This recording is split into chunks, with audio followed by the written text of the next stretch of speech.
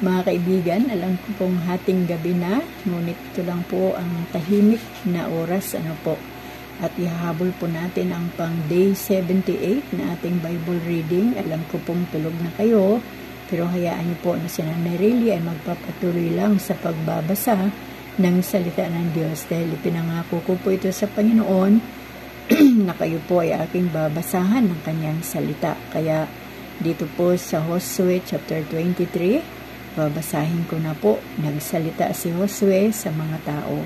Marami ng taon ang lumipas, buhat ng pairali ni Yahweh sa bayang Israel ang kapayapaan. Hindi na sila ginagambala ng mga kaaway na nasa palibot nila.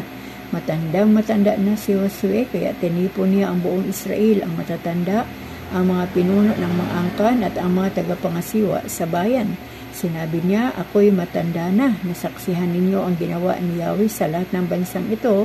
Dahil sa inyo, si Yahweh ang nakipaglaban sa inyong mga kaaway, kaya makinig kayo, ibinibigay ko sa inyong lahat bilang bahagi ng inyong mga lipi ang buong lupaing nasa pagitan ng ilog Jordan sa gawing silangan at ang dagat ni Mediteraneo sa kanluran, ang lupain ng mga bansang nalupig ko na, gayon din ang mga lupaing hindi pa nasasakop. Si Yahweh na inyong Diyos ang siyang magpapalayas sa kanila pagdating ninyo roon. Sila'y palalayasin niya sa kanilang mga lupain upang kayo ang mamayan doon, gaya ng ipinangako sa inyo ni Yahweh na inyong Diyos. Magpakatatag kayo, sundin ninyo at tuparing lahat ang nasusulat sa aklat ng kautusan ni Moises.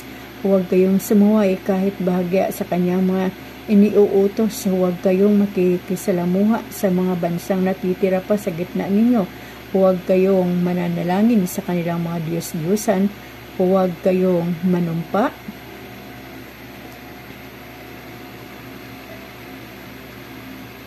sa pangalan ng mga tao, at huwag din kayong sasamba o maglilingkod sa kanila. Manatili kayong tapat kay Yahweh na inyong Diyos, gaya ng ginagawa ninyo hanggang ngayon. Dahil diyan, itinaboy niya pagdating ninyo ang maraming malalaki at malalakas na bansa, at wala pang nakasupil sa inyo isa man. Ang isa sa inyo'y nakapagpasuko sa 1,000 kaaway, sapagkat si Yahweh ang siyang nakikipaglaban para sa inyo. Tulad ng kanyang ipinangako, huwag kayong makalilimot, umibig kay Yahweh na inyong Diyos. Pag tinalikdan ninyo siya at nagipagkaibigan kayo sa mga lahing natitira pa sa gitna ninyo, pag nag-asawa kayo o nakisalamuha sa kanila, hindi na palalayasin ni Yahweh ang mga lahing ito. Sa halip, sila'y magiging parang bitag para sa inyo, malupit na latigo sa inyong gulugod, tinik na tutusok sa inyong mga mata, hanggang sa kayo ang palayasin sa lupain ito na ibinigay sa inyo ni Yahweh. Malapit na ako mamatay. Nakamtanan ninyo ang lahat ng ipinangako sa inyo ni Yahweh. Tinupad niya ang lahat ng ito at walang nasira kahit isang ngunit. Kapag hindi naman kayo tumupad sa inyong kasunduan at kayo'y sumamba at maglingkod sa mga Diyos-Diyosan, parurusahan niya kayo hanggang sa malipol kayong lahat sa masaganang lupaing ito na ibinigay niya sa inyo. Purihin po ang Panginoon sa ating nabasa, mga kaibigan, dito po sa Josue chapter 23. Hanggang dito lang po muna tayo sa isang chapter, dahil nga po umiinit itong ating tawag dito, cellphone, pero napakaganda po na mensahe ng Panginoon dito sa buhay ni Josue, at siya naman po ay nagbabala, o sinabi niya lahat sa mga Israelita ang nasa loobin niya. At talagang ang pinaka-highlights po na kanyang bilin ay huwag tumalikod o huwag sumamba sa Diyos-Diyosan ang mga Israelita, bagkus magpatuloy nilang mahalin ang Diyos at patuloy na sundin ang salita ng Diyos, upang sa ganon manatili si Yahweh sa kanila, o manatili yung tulong ni Yahweh sa kanila. Dahil lahat po ng nangyari, lahat ng digmaan, lahat po ng labanan ay walang iba na gumawa ng tulong kundi ang Panginoon, at hindi naman po yung mga mismong Israelita. Ang Diyos mismo ang nakipaglaban sa mga tao na kailangang umalis sa mga lupain na kung saan ay ipinangako ng Diyos sa kanila.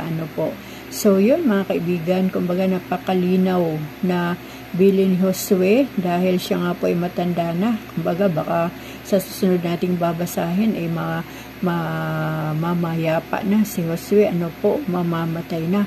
Kaya ganun na lang po ang kanyang bilin o tagubilin dahil matanda na rin siya. Pero ang pinaka-highlights nga po doon ay ito pong verse 11, huwag kayong makalilimot kay Yahweh na inyong Diyos. Pag tinalikdan ninyo siya at nakipagkaibigan kayo sa mga lahing natitira pa sa gitna ninyo, pag nag-asawa kayo o nakisalmuha sa kanila, hindi na palalayasin Yahweh ang mga lahing ito. Sa halip, sila'y magiging parang bitag para sa inyong malupit na latigo, sa inyong gulugod, tinik na tutusok sa inyong mga mata hanggang sa kayo ang palalayasin sa lupain ito na ibinigay sa inyo ni Yahweh. Ayan po siguro minsan iniisip ko ngayon, siguro yung mga kalaban ng Israel ngayon ay yun yung mga lahi na natira na lang doon at talagang pinabayaan na lang nila o nakihalubilo na sila. Kaya ngayon ay ito yung baka ito yung tinik na sinasabi ng Panginoon sa buhay ng mga taga-Israel sa panahon ito. Hindi naman po natin tiyak dahil hindi po natin alam ang history mula noong panahon na si Josue ay wala na, o kumbaga lahat ng mga naunang mga Israelita, at ngayon nga ay panahon ng mga bagong henerasyon. Kahit po ang kanilang pinuno ng Israel ay medyo may edad na, pero hindi pa rin po yan umabot doon sa panahon ni Josue at ni Moises. So, hindi po talaga natin tiyak o hindi natin alam kung anong nangyari, o baka meron ng sumamba sa mga Diyos-Diyusan, di po ba? O sumuway na sa salita ng Diyos. Ganun din naman po talaga kahit man po sa buhay natin, kapag tayo po ay sumuway sa Panginoon, ay talaga pong may palo o may parusa, Kaya, yun, kumbaga sana intindihan din natin sa ating buhay sa panahong ito, na tignan din natin ang ating mga sarili. Baka tayo naman ay sumusuway din, at salamat nga kasi meron na tayong banal na Espiritu Santo ngayon na siyang gumagabay sa atin, na kapag tayo ay may nagagawang mali o naiisip ng mali o mga bagay na ginagawa nating mali, ay nagpapaalala ang banal na Espiritu Santo. Ganun din ang salita ng Diyos. Nung araw kasi ay yung aklat lang ni Moises yan ang sinusunod ng mga Israelita, pero ngayon po aklat ng Diyos na mula sa panahon ng mga Israelita hanggang sa panahon ni Jesus Christ, hanggang sa panahon natin ngayon, ay andito pa rin po itong salita ng Diyos na siyang gabay sa atin. Ito po ang reminder ng Panginoon sa araw-araw sa ating mga buhay. Kaya mga kaibigan, nawa po ay manatili lang po tayo sa pagmamahal natin sa Diyos, manatili po tayo sa Kanya, sa ating pananampalataya sa Kanya, manatili po tayo bilang mga totoong anak ng Diyos. Hindi po tayo sasamba sa mga Diyos-Diyusan. Kung meron man tayong mga pagkukulang, pagkakamali at mga kahinaan, agad po tayong humingi ng tawad sa ating Panginoon. So, dito na lang mga kaibigan, para may upload ko pa po ito sa oras na ito para makahabol pa sa ating day 78, at bukas po ay day 79. Yan po. Salamat sa ating Panginoon sa oras na ito. Salamat din sa buhay ninyong lahat na makikinig sa araw ng bukas o sa inyong pagising bukas ng umaga, bagamat ngayon ay umaga na nga. Salamat sa Diyos dahil ang Panginoon ang talagang nagbibigay sa atin ng lakas at tibay ng ating mga pisikal na katawan. At salamat sa Panginoon sa kanyang kahabagan, sa kanyang himala na patuloy natin nararanasan. Ganun din sa mga biyaya at pagpapala niya na tatanggap natin sa bawat araw. Kaya mga kaibigan, dito ko na po tatapusin itong ating binasa sa Josue chapter 23, ang ating pang day 78 na Bible reading. Maraming salamat po sa inyong lahat at patuloy po tayong lahat na pagpalain ng ating Diyos. Amen.